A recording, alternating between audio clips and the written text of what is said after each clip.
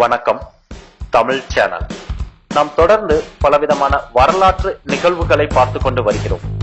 இன்று நாம் பார்க்க போவது திருப்பதி ஆலயத்தின் அதிசயங்களையும் சில வரலாற்று நிகழ்வுகளையும் பற்றி பார்க்க போகின்றோம்.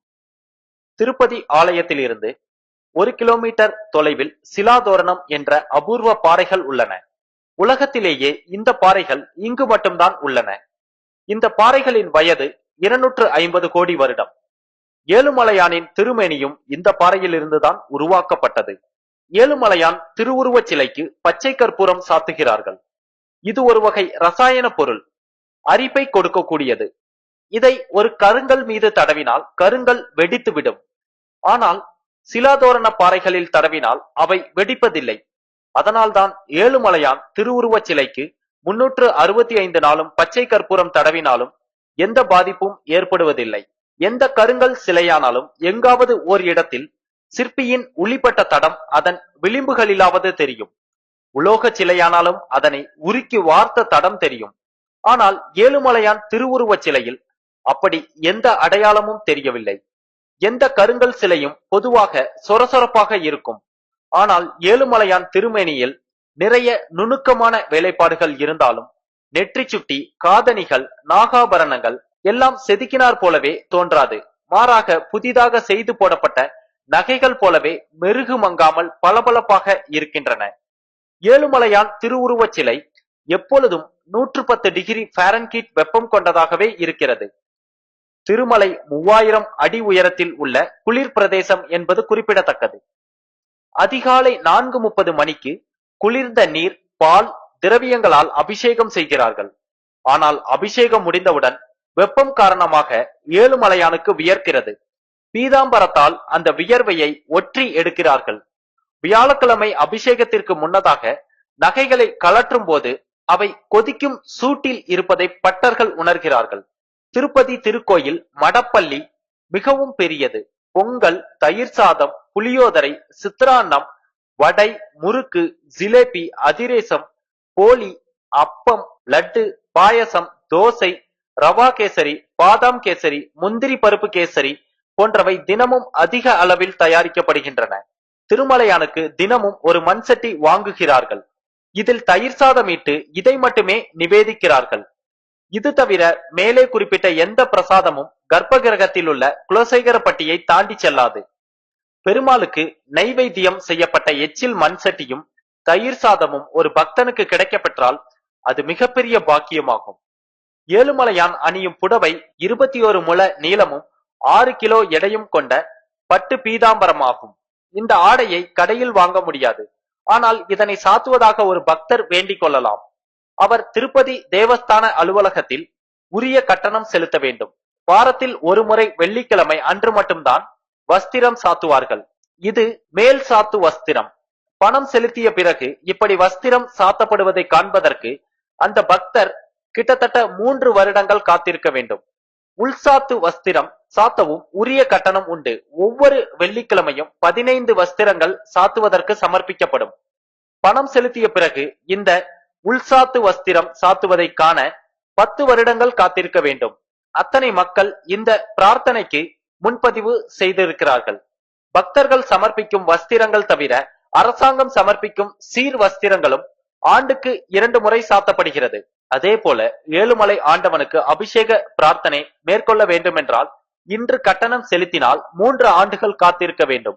அபிஷேகத்திற்காக ஸ்பெயினில் இருந்து குங்குமப்பூ, நேபாளத்தில் இருந்து கஸ்தூரி, சைனாவில் இருந்து புனுகு, பாரிஸ் நகரத்தில் இருந்து வாசனை திரவியங்கள் முதலிய உயர்ந்த பொருட்கள் வரவழைக்கப்பட்டு தங்க தாம்பாளத்தில் சந்தனத்தோடு 51 வட்டில் பாலும் சேர்த்து கரைத்து அபிஷேகம் செய்யப்படும்.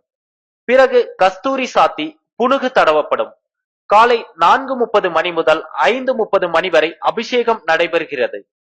அபிஷேகத்திற்கு சுமார் 1 லட்சம் ரூபாய் செலவு ஆகும். ஐரோப்பாவில் உள்ள ஆம்ஸ்டர்டாமில் இருந்து பக்குவப்படுத்தப்பட்ட ரோஜா மலர்கள் பக்தர்களால் திருப்பதிக்கு விமானத்தில் அனுப்பி வைக்கப்படுகின்றன. ஒரு ரோஜா மலரின் விலை சுமார் 80 ரூபாய். சீனாவில் இருந்து சீனச்சூடம், அகில், சந்தனம், அம்பர், தக்கோலம், லவங்கம், குங்குமம், தமாலம், நிரியாசம் போன்ற வாசனை பொருட்கள் ஏழுமலையான் திருக்கோயிலுக்கு அனுப்பப்படுகின்றன. ஏழுமலையான் நகைகளின் மதிப்பு ரூபாய் 1000 கோடி என்கிறார்கள். இவருடைய நகைகளை வைத்துக் கொள்ள இடமும் இல்லை, மொத்தமாக சாத்தி அழகு பார்க்க நேரமும் இல்லை. அதனால் ஆண்டிற்கு ஒரு முறை உபரியாக உள்ள நகைகளை செய்தித்தாள்களில் விளம்பரப்படுத்தி ஏலம் விடுகிறார்கள். ஏழுமலையானின் சாலக்கிரம தங்க மாலை 12 கிலோ எடை கொண்டது.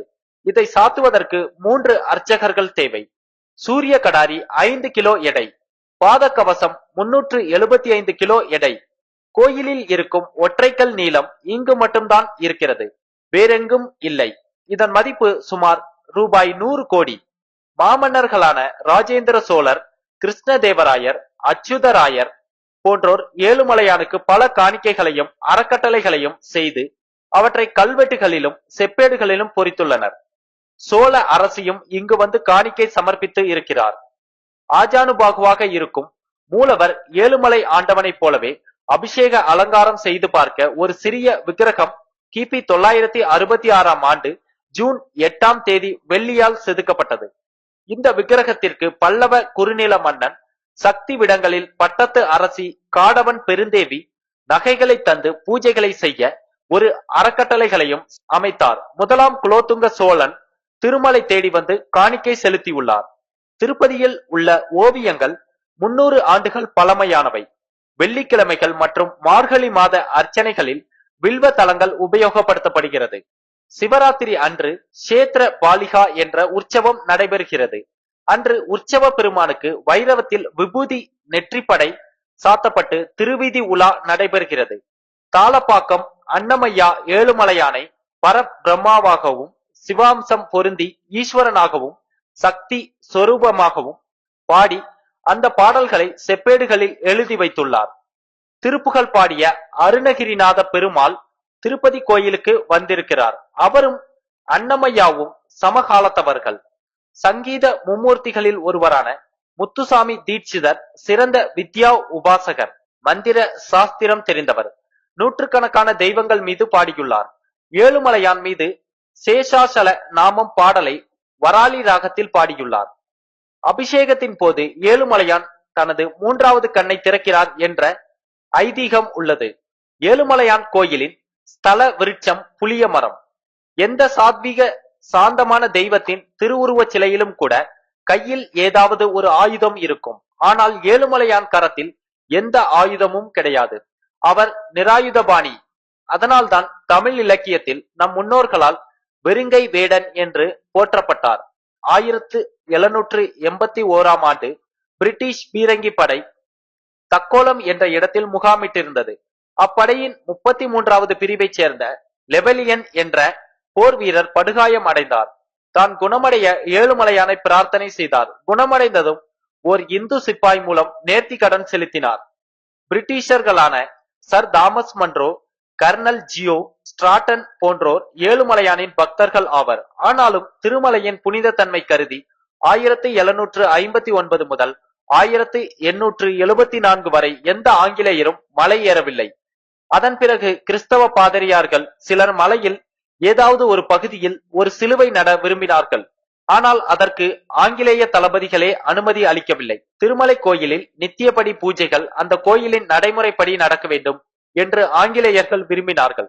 பூஜைகள் சரிவர நடக்காவிட்டால் தங்கள் ஆட்சிக்கு பங்கம் வருமோ என்றும் கவலைப்பட்டார்கள். திருப்பதி அலர்மேல் மங்கை தாயாருக்கு அணிவிக்கப்படும் பருத்தியால் ஆன உள்பாவாடை கத்வால் என்ற ஊரில் தயார் செய்யப்படுகிறது. செஞ்சு இனத்தைச் சேர்ந்த நெசவாளர்கள் இதை பயபக்தியுடன் நெய்கிறார்கள். இப்படி தயாரிக்கும் போது அவர்கள் 3 வேளை குளிப்பார்கள். மது மாமிசம் உண்ண மாட்டார்கள். வெள்ளிக்கிழமை அபிஷேகத்திற்காக பரிமள அறையில் முந்தின நாள் இரவில் வாசனை திரவியங்கள் அரைத்து தயார் செய்யப்படுகின்றன. குங்குமப்பூ கலவையும் இதில் உண்டு. இவ்வாறு ஒரு வாரத்துக்கு பயன்படுத்துவதற்காக வெளிநாடுகளிலிருந்து பக்தர்கள் அனுப்பும் வாசனை திரவியங்களின் மதிப்பு ரூபாய் 50,000 ஆகும்.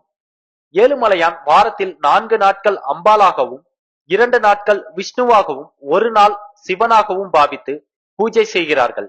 ஏழுமலையானின் அபிஷேக நீர் குழாய் மூலம் புஷ்கரணியில் கலக்கிறது. ஆகவே இது புனிதமான நீராகும். இங்கே குளித்துவிட்டு நீரில் நின்றபடியே 2 கைகளாலும் தண்ணீரை எடுத்து குளத்திலேயே விட வேண்டும்.